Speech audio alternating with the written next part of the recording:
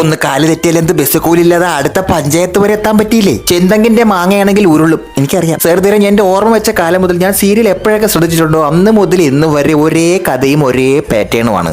ദ്രോഹിയായ അമ്മയമ്മ, മൊണ്ണയായ ഒരു മരുമോൻ അല്ലെങ്കിൽ മോൻ, അല്ലെങ്കിൽ ദ്രോഹിയായ ഒരു മരുമോള്, വീട്ടുകാരെല്ലാം തമ്മിലടിപ്പിക്കുന്ന ഒരു സ്ത്രീ കഥാപാത്രം, ദുഷ്ടയായ ഒരു അമ്മയമ്മ. ഇതൊക്കെ തന്നെയാണ് എല്ലാ കഥയും. അന്ന് മുതൽ ഇന്ന് വരെ ഒരു മാറ്റവുമില്ല. ഒരു വെറൈറ്റി കഥ എഴുതാനുള്ള ക്രിയേറ്റിവിറ്റിയുള്ള, ഒന്ന് മാറി ചിന്തിക്കാൻ പറ്റുന്ന യാതൊരു സ്ക്രിപ്റ്റ് റൈറ്ററെയും ഒരു തിരക്കഥാകൃത്തിനെ അല്ലെങ്കിൽ ഒരു കഥ എഴുതുന്ന കഥാപാത്രങ്ങളെ ഒന്നും ഞാൻ എവിടെയും കണ്ടിട്ടേ ഇല്ലേ. സിനിമ മാറി, നാടകം മാറി, യൂട്യൂബിലെ ഷോർട്സ് മാറി, ഇൻസ്റ്റാഗ്രാം റീൽസ് മാറി, ഡിജിറ്റൽ യുഗമായി. ഇന്നും സീരിയൽ അന്നും ഇന്നും ഒരേപോലെ. ഇത് ചെയ്യാൻ ഡയറക്ടർമാർക്കും ഇത് എഴുതുന്ന കഥാകൃത്തുകളും അഭിനയിക്കുന്ന ടീമുകളും ഒക്കെ ഒരേ ക്രിഞ്ച് സാധനങ്ങളാണ് ചെയ്യുന്നത്. ഇത്രക്കും ക്രിയേറ്റിവിറ്റി, ഇത്രക്കും ചേഞ്ച് കൊണ്ടുവരാൻ കഴിവില്ലാത്ത നിങ്ങളൊക്കെ എന്തിന് ഈ ടെലിവിഷൻ സീരിയലിൽ കയറി ഇരിക്കുന്നത്? എന്തിനത് ചെയ്യണം? ഞാൻ ചോദ്യം ചെയ്യുന്നു. ഒരു വ്യത്യസ്തത കൊണ്ടുപോവാ എന്നെങ്കിലും. മടുത്തില്ലേ?